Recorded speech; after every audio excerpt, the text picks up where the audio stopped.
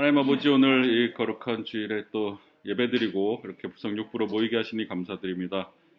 저희들을 인도해 주시고 보호해 주신 그 은혜에 감사드리며, 이 시간 우리가 주님의 말씀을 함께 나눌 때 말씀 통해서 우리가 큰 은혜 받을 수 있도록 도와주시옵소서. 이 시간 주님께 맡겨드리며 감사드리며 예수님의 이름으로 기도합니다. 아멘. 네. 찬송가 135장 찬송하시겠습니다.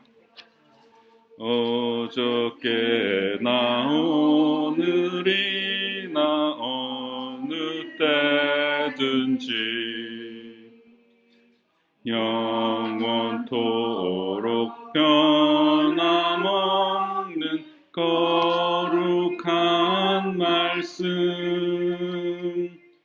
믿고 순종하는 이의 생명 되시며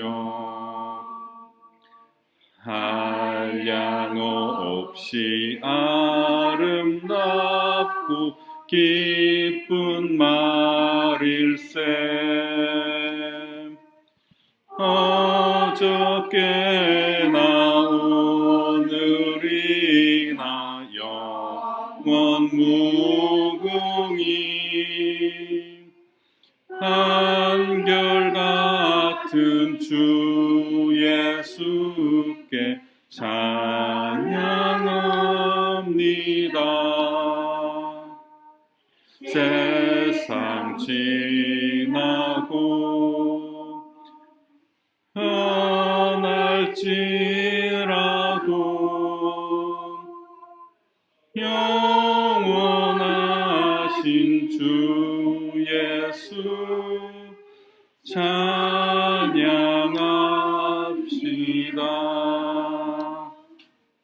풍랑이 있는 바다 위로 걸어오시고 갈릴리의 험한 풍파 잔잔케 하고 겟세마네 동산에서 우리 위하여 눈물 짓고 기도하신 고난의 주님, 어저께나 오늘이나 영원 무궁히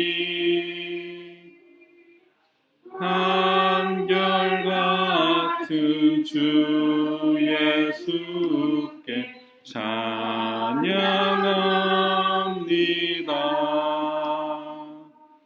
세상 지나고 변할지라도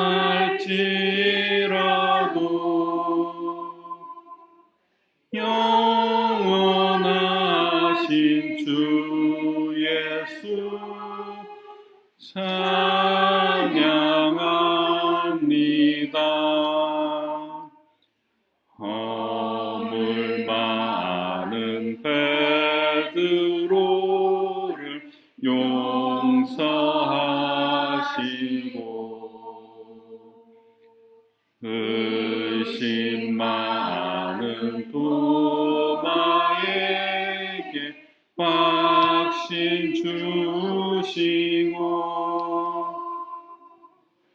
사랑하는 그의 제자 가슴에 안고 부드러운 사랑으로 품어주셨네.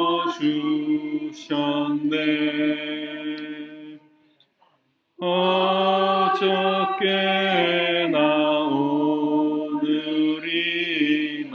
영원 무궁히 한결같은 주 예수 찬양합니다.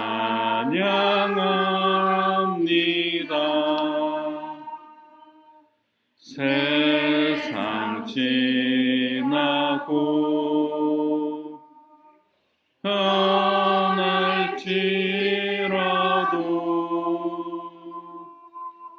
영원하신 주 예수 찬양합니다.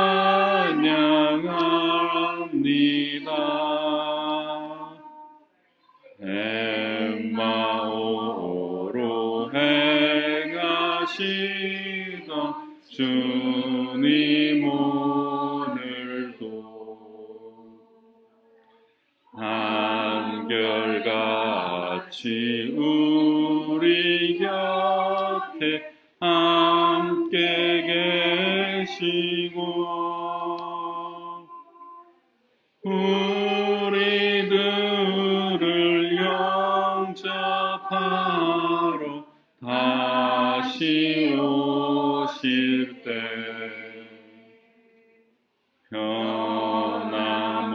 변함없는 영광의 주 친히 배우리.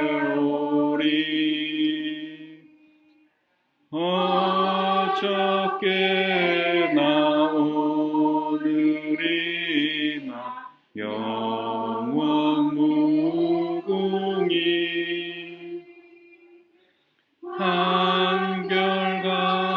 한결같은 주 예수께 찬양합니다.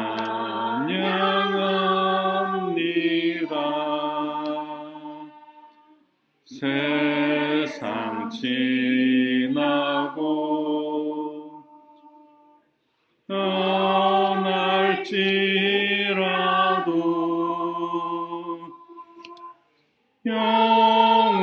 영원하신 주 예수 찬양합니다.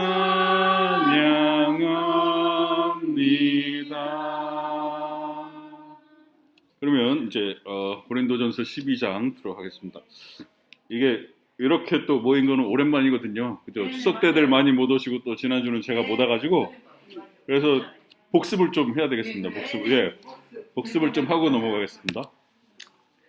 이제 그 12장에서 고린도전서 12장에서 사도 바울이 성령의 은사에 대해서 계속 얘기를 합니다.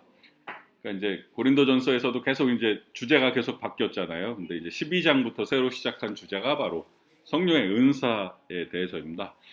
그런데 이제 지지난주에 이제 4절부터 봤었는데 4절에 뭐라고 나오냐 하면 은사는 여러 가지나 성령은 같고 이렇게 나오고 있습니다. 그러니까 성령의 은사에는 되게 다양한 은사들이 많이 있지만 그 다양한 은사들을 주시는 성령님은 딱 한 분이시다 이렇게 얘기를 하고 있는 거죠. 여기서 이 은사라는 말이 지금 4절에 처음 나오고 있는데 원래 1절에서는 뭐라고 그랬었냐면 신령한 것이라고 불렀었습니다. 그 은사들을 신령한 것이라고 불렀었는데 4절부터는 바울이 이제 그거를 신령한 것이라고 안 하고 은사라고 바꿔서 표현을 합니다. 이 은사라는 말은 이제 그리스어로 하면은 카리스마타 이런 말인데 이게 은혜, 하나님의 은혜 할 때 은혜가 카리스거든요. 그 카리스에서 나온 말이 카리스마타인데 그러니까 이 하나님의 은혜로 주어진 선물이 바로 은사라는 것입니다. 그래서 하나님의 그 은혜가 이렇게 드러난 것, 표현된 것이 곧 은사, 카리스마타다 이렇게 보시면 되겠는데, 그러니까 고린도 교회 교인들은 이제 자신들의 어떤 뭐 방언이나 예언이나 이런 것들을 이제 신령한 것, 영적인 것이다 이렇게 부르고 있었는데 그걸 바울이 이제 은사라는 말로 바꿔버립니다. 자기가 그렇게 바꾸는 이유는 그런 신령한 능력이 자기 것이 아니라 자기의 능력이 아니라 하나님께서 은혜로 주신 선물이라는 것을 강조하기 위해서 바울이 말 자체를 이제 신령한 것이라고 안 하고 은사라는 말을 써버립니다. 그러면서 이제 4절에서 6절까지는 되게 이제 비슷한 내용이 반복되고 있는데 4절에서는 은사는 여러 가지지만 그 은사를 주시는 성령님은 한 분이시다 이런 말씀을 하고 5절에서는 이제 또 직분은 여러 가지지만 또 그 직분을 주시는 주님, 예수님은 한 분이시다 이렇게 또 얘기를 하고 6절에서는 사역은 여러 가지지만 그 사역들을 하시는 하나님은 한 분이시다 이래가지고 그러니까 은사, 직분, 사역 이런 것은 다 여러 가지로 다양하지만 이 다양한 것들을 주시는 분은 한 분 하나님, 예수님, 성령님이다. 그래서 이 다양한 것과 하나 되는 것을 이렇게 같이 균형을 이렇게 맞춰주고 있습니다. 그러면서 이제 8절부터 바울이 이제 이 성령의 은사들의 목록을 쭉 얘기를 합니다. 근데 이제 여기 나오는 은사의 목록이 모든 성령의 은사들을 다 말하는 건 아닙니다. 그냥 여기서는 몇 가지만 얘기를 하고 있는 것이고요. 그리고 또 기억해둬야 할 거는 바울이 여기서 정확하게 이 은사가 무슨 뭔지는 정확하게 그거를 설명을 해주지는 않습니다. 그냥 뭐 지혜의 말씀이 있다, 지식의 말씀이 있다, 방언, 예언, 뭐 능력, 행함이 있다. 그런데 그게 진짜 구체적으로 뭔지는 바울이 얘기를 안 하고 있어가지고 그 뜻을 우리가 정확하게 알기는 어렵습니다. 그래서 예를 들어 8절에서는 이제 어떤 사람에게는 성령으로 말미암아 지혜의 말씀을, 어떤 사람에게는 같은 성령을 따라 지식의 말씀을, 이러면서 지혜의 말씀과 지식의 말씀이라는 두 가지 은사를 이제 얘기를 하고 있는데, 여기서 이런 은사들을 주셨다라고 할 때 기억해야 될 것은 이 은사라는 게 딱 한 번 영원히 주어진다라는 의미보다는 여기서 주어진다라는 이 동사를 보면은 다양한 상황에서 되게 하나님께서 새롭게 이렇게 주신다라는 의미가 담겨져 있습니다. 그래서 이 은사라는 건 한 개인을 위해서 주어지는 게 아니라 공동체를 위해서 주어지는 거거든요. 이 공동체가 어떤 상황을 닥쳤을 때 그 상황에 맞게 어떤 사람에게 하나님께서 은사를 딱 주신다는 거죠. 그래서 이번에 어떤 사람에게 하나님께서 우리 공동체에 지혜의 말씀이 필요해가지고 어떤 사람에게 하나님께서 지혜의 말씀에 은사를 주셨는데, 다음에는 또 저 사람에게 또 지혜의 말씀을 주실 수도 있는 거고, 하나님께서 그때 상황에 맞게 이렇게 새롭게 역사하신다는 의미가 담겨 있습니다. 그래서 은사라는 것은 내 거가 아니라 교회의 것이고 하나님의 것이다, 이렇게 생각을 하시는 게 좋겠습니다. 그래서 11절에 또 보시면 이 모든 일은 같은 한 성령이 행하사 그의 뜻대로 각 사람에게 나누어 주시는 것이니라, 이렇게 말씀합니다. 그래서 그의 뜻대로 나누어 주신다 그럽니다. 그러니까 이 은사들이라는 것이 우리가 받고 싶다고 해서 그 은사를 꼭 받는 게 아니라, 물론 우리는 사모해야죠. 사모하면서 하나님 저 뭐 방언의 은사를 받고 싶습니다, 예언의 은사를 받고 싶습니다라고 우리가 사모하긴 하지만 주시는 것은 결국 하나님의 뜻이라는 거죠. 하나님의 뜻대로 나누어 주신다는 것입니다. 그래서 나는 뭐 솔직히 뭐 방언의 은사를 받고 싶었지만 하나님께서 나에게 예언의 은사를 주신다면 그걸 감사히 받아야 되는 거죠. 그런 식으로 어떻게 나눠줄지는 하나님께서 결정하신다는 겁니다. 그래서 하나님의 은사는 하나님의 주권에 달려 있다는 것이죠. 그래서 이 은사를 받았다고 해서 그 은사 받은 사람이 이거를 자랑할 수가 없다는 것입니다. 왜냐하면 하나님께서 은혜로 선물로 주신 거기 때문에, 내가 잘나서 받은 것이 아니라 하나님께서 은혜로 주신 거기 때문에 그것을 자랑해서는 안 되고, 또 내가 받은 은사보다 저 사람이 받은 은사가 왠지 좀 못해 보인다고 해서 저 사람을 무시해서는 안 된다는 겁니다. 나는 막 방언을 유창하게 하는데 저 사람은 이렇게 뭔가 섬기는 은사, 그러면 왠지 방언의 은사가 더 좋아 보이고 그럴 수도 있는데, 그렇다고 해서 저 섬김의 은사를 결코 무시할 수 없다는 겁니다. 왜냐하면 하나님께서 그 사람에게 필요해서 주신 거기 때문에 우리는 함부로 남의 은사에 대해서 이렇다 저렇다 판단할 수 없다는 것입니다. 그래서 은사를 받으면 우리는 그저 내가 받은 은사를 이 공동체, 교회의 유익을 위해서 감사함으로 사용하면 되는 거지, 자랑할 필요도 없고 무시할 필요도 없다는 것입니다. 그래서 지금은 우리가 고린도전서 12장을 보고 있지만 성경 여기저기에 이제 바울이 은사의 이렇게 목록을 쭉 주는 데가 있습니다. 그래서 화면을 보셔도 되고 아니면 그 2주 전에 나눠드린 그 유인물을 보셔도 되는데, 그러니까 지금 12장 8절에서 10절에 나온 은사들은 지혜의 말씀, 지식의 말씀, 믿음, 병 고치는 은사, 능력 행함, 예언함, 영들 분별함, 각종 방언 말함, 방언을 통역함, 이런 이제 은사들이 쫙 나와 있는데, 또 나중에 고린도전서 12장 28절에 가면은 조금 또 바뀝니다. 사도, 선지자, 교사, 능력 행하는 자, 병 고치는 은사, 서로 돕는 것, 다스리는 것, 각종 방언을 말하는 것, 통역하는 자, 이렇게 나오고요. 또 로마서 12장에 가면은 예언, 섬기는 일, 가르치는 자, 위로하는 자, 구제하는 자, 다스리는 자, 긍휼을 베푸는 자라고 나오고, 또 에베소서에 가면은 사도, 선지자, 복음 전하는 자, 목사와 교사, 이렇게 은사들의 목록이 나오고 있습니다. 그래서 이 성경에 나오는 이 은사의 목록들이라는 게 모든 은사를 다 담고 있는 게 아니라는 거. 그때그때 사도 바울이 필요에 따라서 언급하고 어떤 것은 얘기하기도 하고 어떤 것은 얘기하지 않기도 한다는 것을 알아두시면 좋겠습니다. 그래서 이 은사에 관련해서 꼭 기억해야 될 것은 은사는 하나님의 선물이다. 예. 그래서 자랑할 것이 아니라 감사해야 할 것이고, 믿는 사람들에겐 성령님께서 다 은사를 주시지만 어떤 은사를 주실지 또 언제 주실지 이런 거는 다 하나님께서 결정하는 것이지 우리가 그것을 마음대로 할 수는 없다는 것입니다. 하나님이 우리를 만드신 창조주시기 때문에 우리를 가장 잘 아시고, 그래서 우리에게 필요한 은사가 뭔지 하나님이 잘 아시니까, 또 언제 주는 게 제일 좋은지도 하나님이 아시기 때문에 그것은 하나님께 맡겨야 된다는 것을 기억할 필요가 있겠습니다. 그래서 은사는 다양하지만 이 다양한 은사는 한 분 성령님께서 주시는 거기 때문에, 이 은사가 다르다고 해가지고 이것 때문에 막 분열되고 고린도 교회는 그런 상황이었는데 그래서는 안 되고 성령님 안에서 하나 되어야 된다는 것을 이제 바울이 강조하고 있죠. 그래서 은사라는 거는 이 교회 공동체를 위해서 주어지는 것이기 때문에 은사를 사용하는 목적은 교회의 덕을 세우고 공동체를 세워주기 위해서 사용되는 것이고 교회 유익을 가져오기 위해서 사용되는 것이지, 이게 아무리 내가 뛰어난 능력이 있어서 막 병자들을 고치고 막 기적을 행한다고 해도 이것이 교회의 하나됨을 해치고 교회의 덕을 세우지 못한다면 그거는 성령의 은사를 제대로 사용하는 것이 아니라고 할 수 있겠습니다. 그래서 교회를 하나 되게 하시고 교회의 유익을 가져오는 것이 바로 성령의 능력이고요.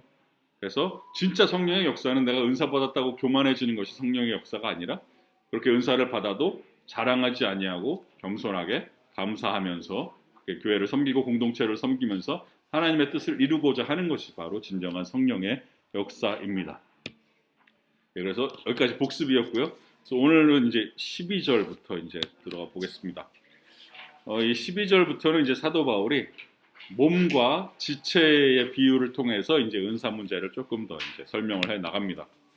그래서 은사는 다양하지만 그 다양한 은사들이 이 교회 하나됨을 위해서 사용되어야 된다. 그래서 이 다양함과 하나됨의 조화를 이제 설명하기 위해서 몸과 지체라는 비유를 바울이 이제 사용을 합니다. 그래서 이 한 몸 안에 속해 있는 지체들은 각각 서로 다른 역할을 하지만, 손은 손의 역할을 하고 눈은 눈의 역할을 하고 다 다양한 역할을 하지만 결국은 다 한 몸의 지체인 것처럼 교회의 교인들은 다 그리스도의 몸이라는 한 몸의 지체들이기 때문에 그 자기가 이 그리스도의 몸에 속해 있는 지체라는 그 의식을 가지고 있어야 된다는 것을 이제 바울이 강조를 합니다. 그래서 12장 12절에서 26절 본문을 한 목소리로 읽어보겠습니다. 몸은 하나인데 많은 지체가 있고 몸의 지체가 많으나 한 몸인 것 같이 그리스도도 그러하니라. 우리가 유대인이나 헬라인이나 종이나 자유인이나 다 한 성령으로 세례를 받아 한 몸이 되었고 또 다 한 성령을 마시게 하셨느니라.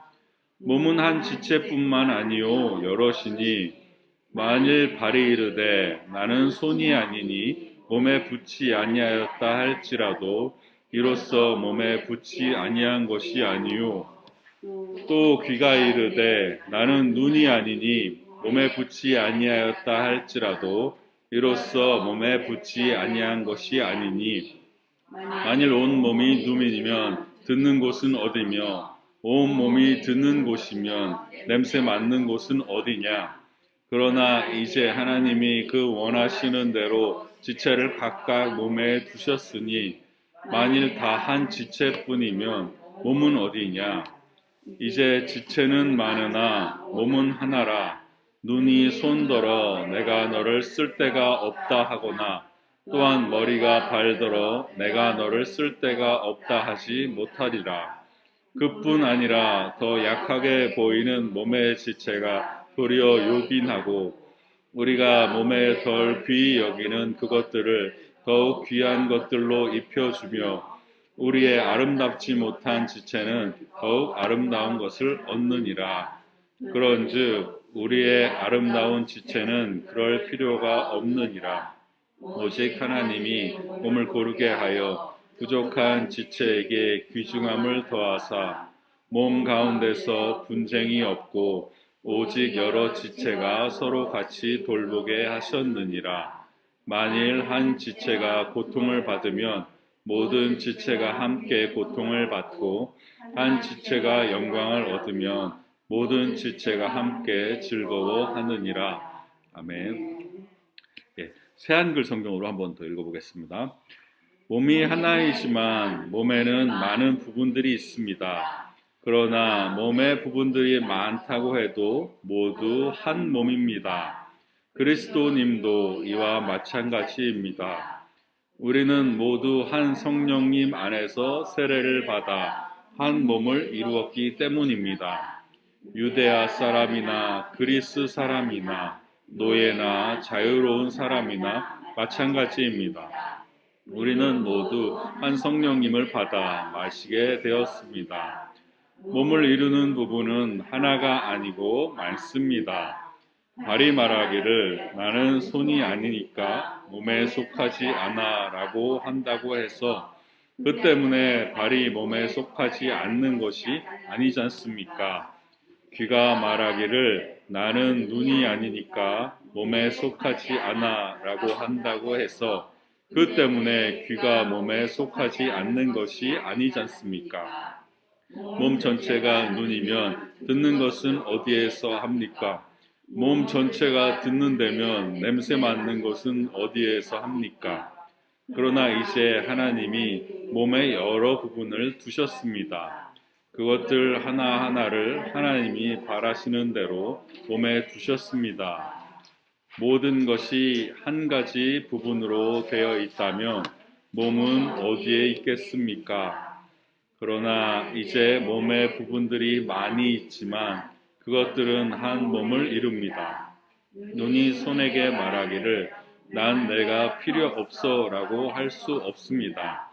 머리도 두 발에게 말하기를 난 너희가 필요 없어 라고 할 수 없습니다. 오히려 몸에서 더 약해 보이는 부분들이 더더욱 꼭 있어야 합니다. 우리 생각에 몸에서 덜 훌륭해 보이는 것들, 이것들을 우리가 더 넘치는 영광으로 둘러서 감싸 줍니다. 우리 몸에 볼품없는 부분들이 더 넘치도록 품격 있게 꾸며집니다. 우리 몸에 보기 좋은 부분들은 그렇게 할 필요가 없습니다. 그러나 하나님은 조화롭게 몸을 만드셨는데 모자라는 부분에 더 넘치는 영광을 주셨습니다. 그리하여 몸에 분열이 생기지 않게 하셨으며 여러 부분들이 똑같이 서로를 위해 보살피게 하셨습니다. 그래서 몸의 한 부분이 고통을 겪으면 모든 부분이 함께 고통을 겪습니다. 한 부분이 영광을 받으면 모든 부분이 함께 기뻐합니다. 아멘. 먼저 이제 12절부터 보시면은 몸은 하나인데 많은 지체가 있고 몸의 지체가 많으나 한 몸인가 같이 그리스도도 그러하니라 이렇게 말씀합니다. 교회란 무엇인가? 몸과 같다는 겁니다. 몸과 같다. 그러니까 교회를 그리스도의 몸이라고 그러지 않습니까? 이 그리스도의 몸인 교회는 인간의 몸하고 비슷하다는 겁니다. 그래서 여러 지체들로 이렇게 몸이 구성되어 있다는 것입니다. 그래서 바울이 이제 은사에 대해서 지금까지 계속 얘기를 하면서 은사는 다양하지만 다 한 몸이다 이 얘기를 계속 해왔는데 그거를 되게 잘 보여주는 비유가 바로 우리 인간의 몸이라는 것입니다. 근데 이 인간 사회를 몸에다가 비유하는 거는 바울이 만들어낸 건 아니고 당시 이제 고대 그리스 사회에서 많이 쓰이던 비유였다고 합니다. 특히 이제 이 사회가 하나로 단결해야 된다라고 말할 때 이런 비유를 많이 들었다고 하는데요. 근데 이제 보통 사람들이 이 비유를 쓸 때는 어떤 의미로 사용했냐 하면은 다 이렇게 몸과 같이 있는데 이게 다 이렇게 계급이 정해져 있으니까 이제 네가 머물러 있는 자리에 만족하고 그냥 있어라. 절대로 반역할 생각하지 말고 사회의 질서를 깰 생각하지 말고 너 있는 자리에서 조용히 있어라. 이런 의미로 이 비유를 많이 사용을 했는데 사도 바울은 이제 그런 뜻으로 사용하는 게 아니라 이제 그 비유를 뒤집어 가지고 오히려 강한 자들은 약한 자들을 더 돌봐주고 약한 자들은 또 강한 자들을 서로 이렇게 서로 돌아보면서 한 몸이라는 것을 인식해라 이렇게 사회에서 사용되던 비유를 바울이 갖고 오면서 그 의미를 이렇게 뒤집어서 바꿔서 사용을 하고 있습니다. 그래서 몸은 하나인데 많은 지체가 있고 몸의 지체가 많으나 한 몸인과 같이, 그 다음에 딱 나올 말이 우리가 그냥 생각할 때는 교회도 그러하니라 이렇게 해야지 말이 잘 될 것 같은데, 바울이 여기서 교회도 그러하니라라고 하지 않고 그리스도도 그러하니라라고 말을 합니다. 교회가 나와야지 맞을 것 같은데 그리스도가 그렇다고 하고 이렇게 생각을 하게 되는데, 그 얘기는 결국 교회나 그리스도나 마찬가지라는 뜻이죠, 바울은. 왜냐하면 교회는 그리스도의 몸이니까 여기다가 이제 그리스도라는 말을 바울은 집어넣은 거죠. 그래서 13절을 계속해서 보시면 우리가 유대인이나 헬라인이나 종이나 자유인이나 다 한 성령으로 세례를 받아 한 몸이 되었고 또 다 한 성령을 마시게 하셨느니라 라고 말씀합니다. 성령 안에서 성령으로 세례를 받아서 그리스도인이 된 사람들은 이제 더 이상 아무 차별이 없다고 얘기를 하는 것입니다. 그래서 유다인이나 헬라인이나, 이 얘기는 인종적으로 서로 유대인하고 헬라인이 이제 서로 다른 인종인데 그런 인종적인 차이가 그리스도 안에서는 중요하지 않다. 또 이게 인종적인 차이를 나타내기도 하지만 또 종교적인 차이이기도 하죠. 그러니까 유대교와 이제 이방 종교, 그러니까 인종의 차이, 종교의 차이, 또 종이나 자유인이나 어떤 신분이나 계급의 차이죠. 그런 모든 차이들이 예수를 믿게 되면, 그래서 성령 안에서 세례를 받게 되면 이런 차이들이 이제는 더 이상 아무 의미가 없어진다라고 말을 합니다. 그래서 이러한 차이들을 다 의미 없게 만들고 주 안에서 하나 되게 만드는 것이 바로 성령의 능력이라는 거죠. 비슷한 말씀이 이제 갈라디아서 3장 28절에도 나오는데요. 거기서는 뭐라고 그러냐면 너희는 유대인이나 헬라인이나 종이나 자유인이나, 여기까지는 요 12장 13절 말씀하고 똑같거든요. 그런데 남자나 여자나가 거기서는 나옵니다. 그래서 거기서는 하나가 더 붙습니다. 그래서 성별도 중요하지 않다. 예수 안에서는 모든 차별이 다 없어진다라고 바울이 이렇게 강조하고 있죠. 그런데 이렇게 모든 그리스도인들이 그러한 모든 차별과 차이를 넘어서서 하나 될 수 있는 그런 이유는 뭐냐면 바로 한 성령으로 세례를 받았기 때문입니다. 나에게 세례를 주신 그 성령입니다. 너에게 세례를 주신 그 성령입니다.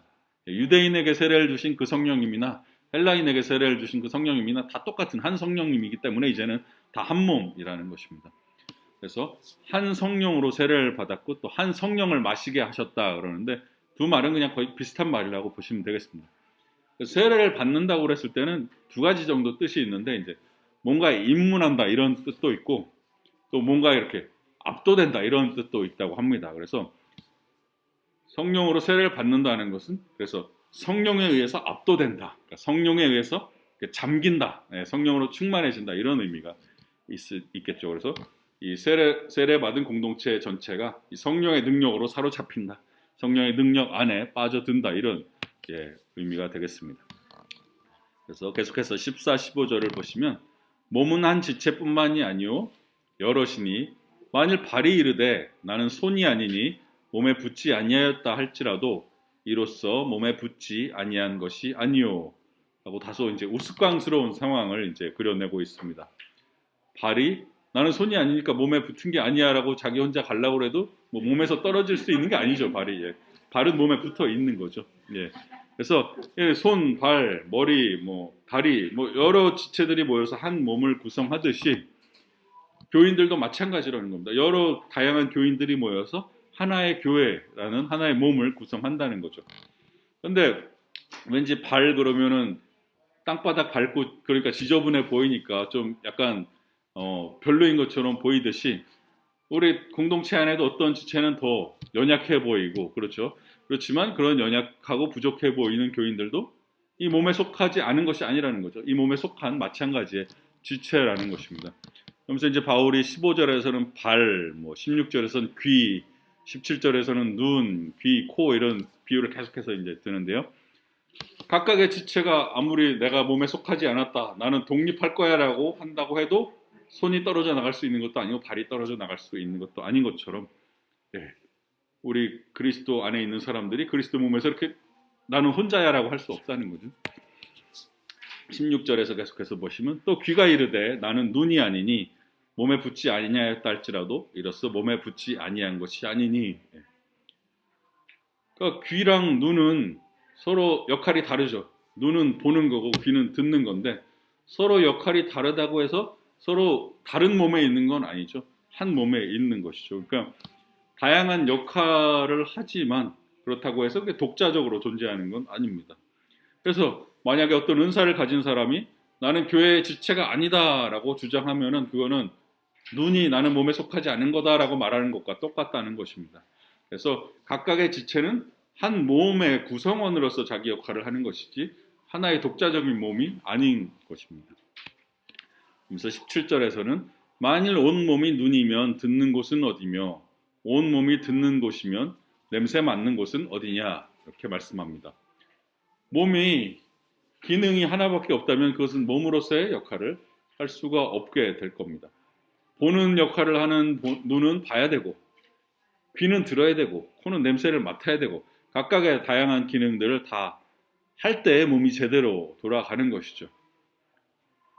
눈이 이렇게 좋은 거를 많이 보니까 눈이 되게 고상해 보이지만 온몸에 아무것도 없고 다 눈만 있다고 한번 생각을 해보시죠. 왜 얼마나 괴상망측합니까? 예. 무섭죠. 예. 그러니까 보기에도 괴상망측하고 그 몸은 제대로 기능하는 몸이 아닌 거죠. 몸으로서의 기능을 할 수가 없겠죠. 마찬가지로 교회도 마찬가지입니다.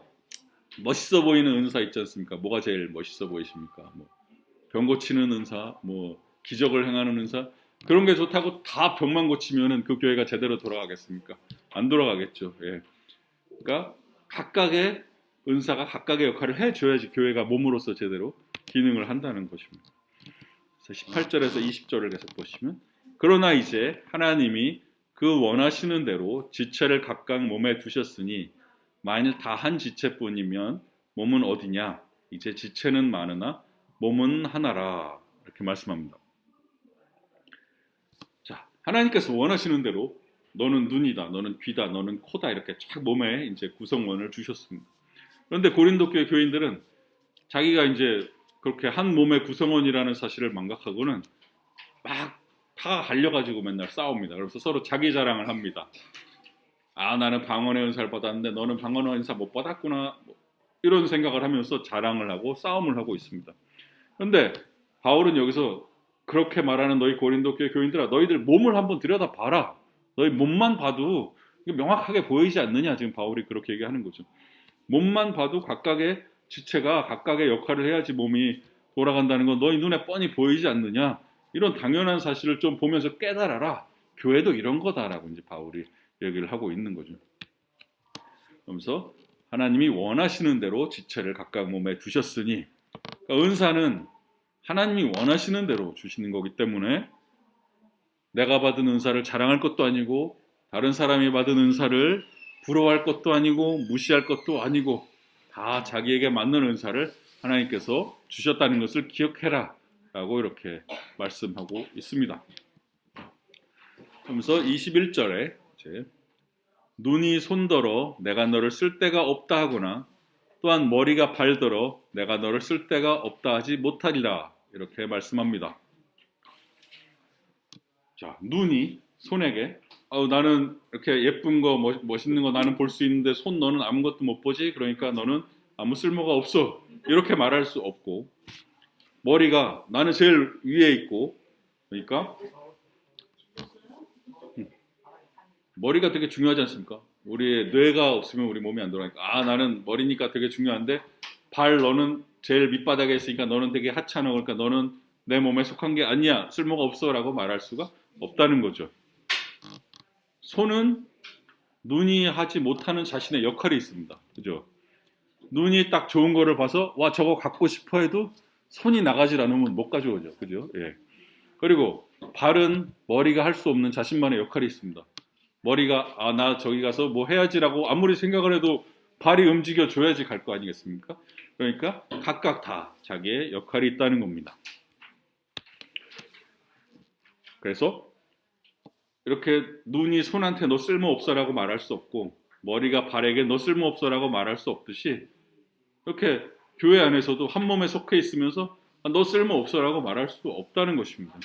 그러니까 각각의 지체는 서로가 다 필요한 사람들이라는 겁니다. 그래서 함께 자기 역할을 통해서 한 몸을 이루어 나가는 것이 교회지 서로 필요 없다고 무시할 수 없다는 것입니다. 그래서 각각 자기의 은사를 가지고 서로가 협력해서 한 몸, 한 교회를 세워 나가야 한다는 것입니다. 그래서 각각의 은사는 아무리 그게 독특한 은사라고 해도 다른 은사랑 비교해서 자랑을 할 수 없다는 것입니다.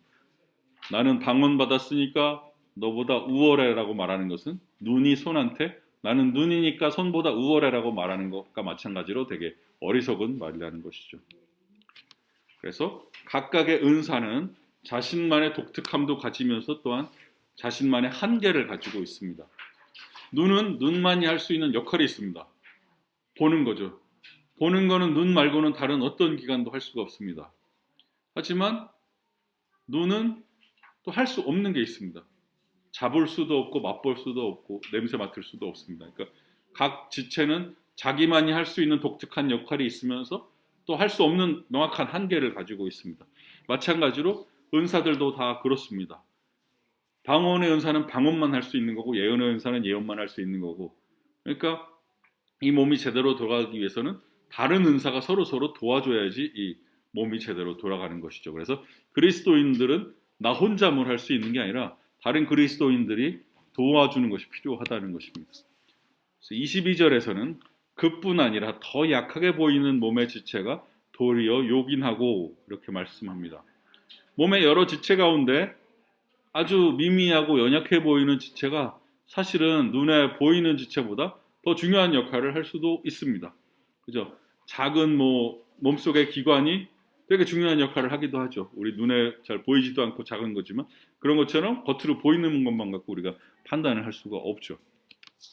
23절에서는 우리가 몸에 덜 귀히 여기는 그것들을 더욱 귀한 것들로 입혀주며 우리 아름답지 못한 지체는 더욱 아름다운 것을 얻느니라. 그런즉 이렇게 말씀합니다. 몸에 덜 귀히 여기는 것을 더 귀한 것으로 입혀준다. 저는 그런 생각을 해봤습니다. 왜 우리가 화장을 한다 그럴 때 내가 제일 자신 있는 부분에 화장에 공을 들이십니까? 내가 제일 자신 없는 곳에 공을 들이십니까? 내가 예? 그러니까 내가 진짜 자신 없는 부분은 화장을 열심히 더 하겠죠. 더 신경을 쓰고 더 거기에 공을 들이는 것처럼. 그래서 마스크가 좋아. 이제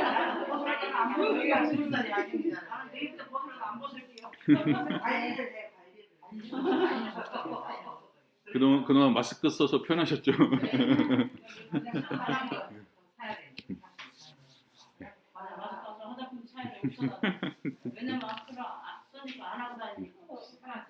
마스크 쓰고 다니니까 립스틱 선물할 일이 없더라고요. 그죠?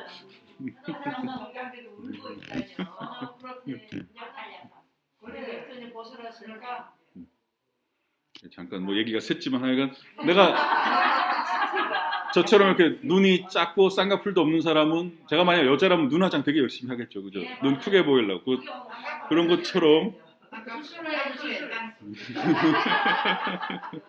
우리가 더 이렇게 약해 보이는 것을 더 귀중한 것들로 이렇게 입혀줍니다. 마찬가지로 교회 안에서도 마찬가지라는 거죠. 그러니까 하나님께서도 고린도 교회를 세우실 때 연약한 사람들, 보잘것없는 사람들을 택해서 귀한 존재로 만드셨다고 그랬습니다. 그래서 이 교회 안에서 보기에 연약해 보이고 천해 보이는 그런 지체들이 무시당하거나 소외당해서는 결코 안 되는 것이고 오히려 더 존중해줘야 된다. 그러니까 더 화장을 해줘야 된다는 겁니다. 그런 지체들을. 예. 그래서 24절에 우리의 아름다운 지체는 그럴 필요가 없느니라. 오직 하나님이 몸을 고르게 하여 부족한 지체에게 귀중함을 더하사 이렇게 말씀합니다. 그러니까 이미 아름다운 지체는 더 화장해줄 필요가 없습니다. 예, 젊은 학생들 화장 안 해도 예쁘지 않습니까? 그죠? 그렇지만 이렇게 나이를 먹어갈수록 우리는 귀금속도 더 해줘야 되고, 그죠? 저도 나이를 먹어가니까 향수라도 뿌려야지 안 그러면 몸에서 냄새 나는 것 같더라고요, 그죠? 그러니까 점점 이게 신경을 써야 됩니다. 예. 그래서 이 부족한 지체일수록 더 챙겨줘야 된다 이런 얘기입니다. 예.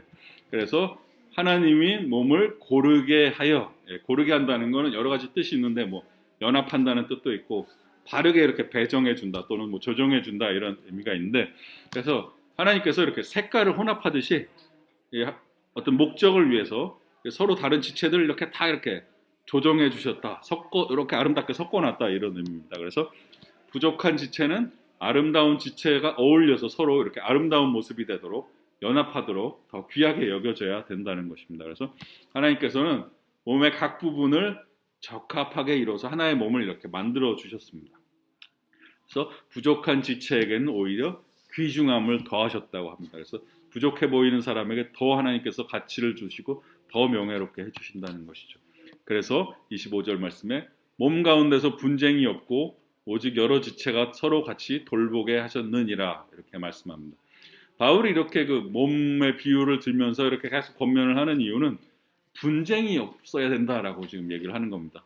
고린도전서 1장부터 계속 고린도 교회가 싸우고 있다는 얘기가 계속 나왔지 않습니까? 바울이 이제 봤을 때 뭐 1장에서도 바울파, 아볼로파, 게바파 막 이렇게 나눠서 갈라져서 싸우고 있고, 또 기억을 되살려 보시면 예배 때 여자들이 머리에 써야 되냐 안 써야 되느냐 갖고 싸우고, 성찬시에 부유한 사람하고 가난한 사람들이 나뉘어가지고 지들끼리 밥 먹는다고 싸우고, 또 은사 문제 가지고 나는 방언 받았는데 너는 왜 못 받았냐 싸우고, 여러 문제를 갖고 막 싸우고 있는 교회가 고린도 교회였는데, 이런 분쟁이 제발 좀 없었으면 좋겠다 사도 바울이 이러면서 이런 권면을 하고 있는 겁니다. 그래서 고린도 교회 교인들이 서로 분쟁하지 말고 나뉘지 말고 서로 좀 이렇게 돌보아 주면서 더 성숙한 교회가 되라 이렇게 권면을 하고 있습니다. 그래서 26절에 만일 한 지체가 고통을 받으면 모든 지체가 함께 고통을 받고, 한 지체가 영광을 얻으면 모든 지체가 함께 즐거워하느니라 라고 말씀합니다. 그래서 한 지체에게 일어나는 일이 결국은 내 몸 전체에 일어나는 일이나 마찬가지입니다. 손가락 다치면 손가락만 아픈 게 아니라 내 온몸이 힘든 거죠. 그렇죠? 새끼발가락 하나만 다쳐도 온몸이 얼마나 불편합니까? 그죠? 작은 가시 하나가 얼마나 온몸을 성가시게 합니까? 그런 것처럼 한 지체가 고통을 받으면 모든 지체가 다 함께 고통을 받고, 한 지체가 좋은 영광을 받으면 모든 지체들이 다 영광을 받는다는 것입니다. 그래서 이 신앙 공동체는 운명 공동체다. 그러니까 고통도 함께 받고 영광도 함께 나누는 공동체가 바로 신앙 공동체라고 말씀하고 있습니다. 그래서 이 각 지체 안에 좀 그래도 자기가 강한 지체는 자기가 강하다고 해서 자랑할 게 아니라, 연약한 지체가 있으면 무시하지 말고 함께 돌보아주고 도와주고, 또 연약한 지체가 있으면 강한 지체를 시샘하거나 질투하지 말고 서로 이렇게 돌아봐야 된다는 것입니다. 이 한 지체가 고통을 받으면 다른 지체도 고통을 받고, 한 지체가 영광을 받으면 다른 모든 지체가 함께 즐거워한다. 이 말씀을 들으면 기억나는 말씀이 이제 로마서 12장 15절 말씀인데요. 즐거워하는 자들과 함께 즐거워하고 우는 자들과 함께 울라. 이 말씀이 기억이 납니다. 그러니까 우리가 공동체로서 함께 한다는 건 즐거워하는 자들하고는 함께 즐거워하고 우는 자들하고는 함께 울어줄 수 있는 게 바로 공동체인데요. 근데 가만히 생각을 해보면 둘 중에 뭐가 더 쉬우십니까? 우는 자들하고 함께 울어주는 게 쉬우십니까? 즐거운 자들하고 함께 즐거워하시는 게 쉬우십니까? 그게 더 쉬우십니까? 그런데 우리나라 사람들은 축하해줄 사람 아는데 담임 목사님 맨날 얘기하잖아.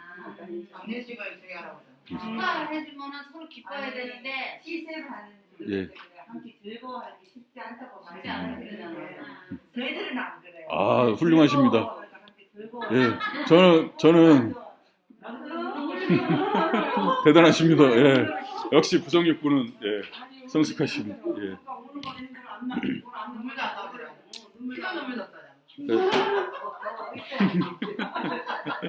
저 같은 경우는 우는 자들과 함께, 그러니까 뭔가 안 좋은 일을 당한 사람을 위로하는 건 좀 쉽습니다. 왜냐하면 그 순간에는 저 사람이 나보다 좀 안 됐잖아요. 그러면 내가 이렇게 약간 위에서 도와주는 느낌이 나잖아요. 근데 어떤 사람이 잘 됐어요.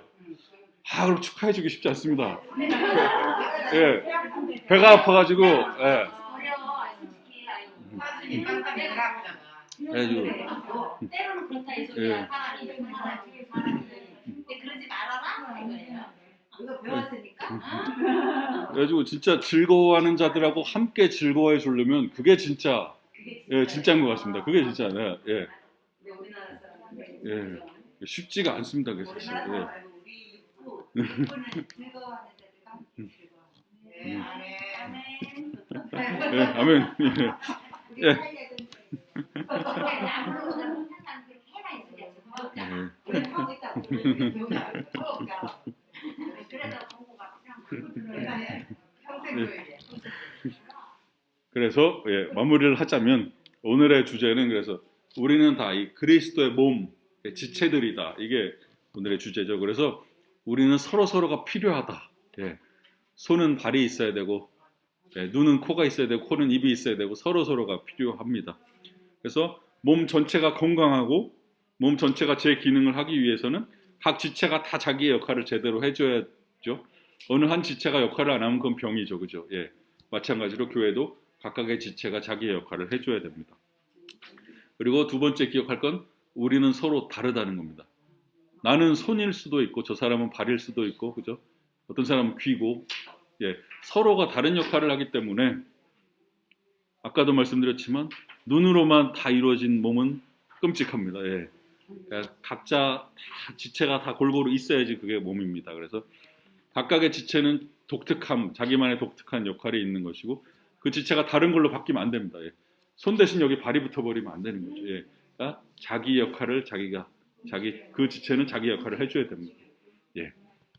그리고 세 번째는 우리는 한 몸의 지체로서 서로를 돌아봐야 된다는 겁니다. 서로 도와주고 서로 돌봐주고 즐거워할 때 함께 즐거워하고 울 때 같이 울어주는 것이 바로 그리스도의 몸입니다. 하나님 아버지, 오늘 저희가 그리스도의 몸, 그리스도의 지체에 대한 말씀을 들었습니다. 우리 각자에게 하나님께서 주신 은사, 역할이 있는 것을 저희가 압니다. 우리가 하나님께서 맡기신 그 역할을 잘 감당할 수 있도록 도와주시고 아직까지 나의 은사가 뭔지 잘 보이지 않는다면 하나님께서 무슨 은사를 주셨는지 잘 볼 수 있도록 저희가 깨달을 수 있도록 도와주시옵소서. 하나님, 나의 은사로 인해서 내가 자랑하거나 교만하지 않도록 도와주시고 다른 이의 은사를 부러워하거나 또 무시하지 않도록 도와주시고 연약해 보이는 지체를 무시하거나 소외시키는 것이 아니라 함께 한 마음과 한 뜻이 되어서 그리스도의 몸을 잘 이루어갈 수 있도록 하나님 도와주시옵소서. 그리하여서 우리 부성육부와 또 동일교회가 하나님께 귀하게 쓰임받는 그리스도의 몸이 될 수 있도록 하나님 도와주시옵소서. 한 주간도 주님 함께해 주시고 승리하는 삶 살 수 있도록 도와주시옵소서. 감사를 드리며 예수님의 이름으로 기도합니다. 아멘.